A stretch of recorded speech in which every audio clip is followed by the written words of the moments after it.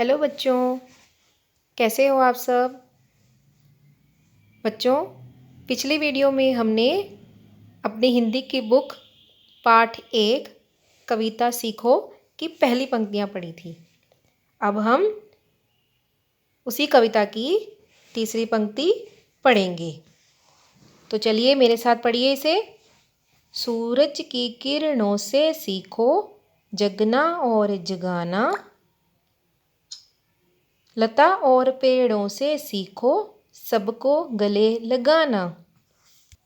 जैसे सूरज की किरणें पूरब से निकलती हैं और सबको जगाती हैं, ऐसे ही हमें सूरज से क्या सीखना चाहिए? जगना और जगाना, सुबह जल्दी उठना और दूसरों को भी उठाना सीखना चाहिए।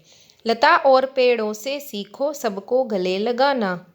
जैसे आपने लताओं का अर्थ होता है क्रीपर प्लांट्स, बेल, जैसे अंगूर की बेल, है ना। आपने इसे बाग बगीचे में देखा होगा। ये हमेशा दूसरे पौधों का, पेड़ों का सहारा लेकर ऊपर बढ़ती हैं।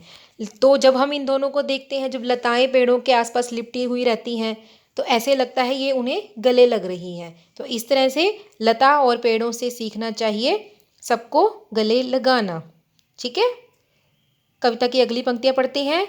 Page number 4।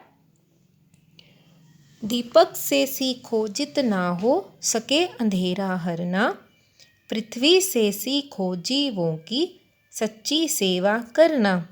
दीपक का अर्थ होता है दिया। दिया जो हम दिवाली में जगाते हैं, तो जब दिए जगाते हैं तो सब जगह रोशनी हो जाती है ना। तो दीपक की तरह हमें अंधेरा, अंधेरा का अर्थ होता है कठिनाई, कोई मुश्किल आ जाए तो हमें दीपक की तरह उसे, अंधेरे को दूर करना चाहिए और अपनी हर मुश्किल का डटकर सामना करना चाहिए। पृथ्वी से सीखो जीवों की सच्ची सेवा करना। तो पृथ्वी अर्थात, पृथ्वी का अर्थ होता है धरती। जैसे धरती पर पेड़ हैं, पौधे हैं, पानी है, हमारे घर हैं, है ना। तो धरती हमें पेड़ पौधे देती है जिससे हमें सांस लेने में आसानी रहती है, हमें पानी देती है, खाना देती है। तो इसी तरह से बदले में वो हमसे कुछ नहीं लेती, तो हमें धरती से सभी की सच्ची सेवा करना सीखना चाहिए। तो दीपक से अंधेरा दूर करना और पृथ्वी से सबकी सेवा करना सीखना चाहिए।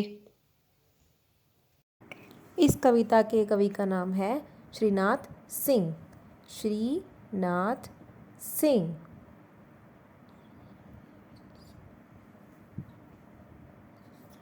Thank you.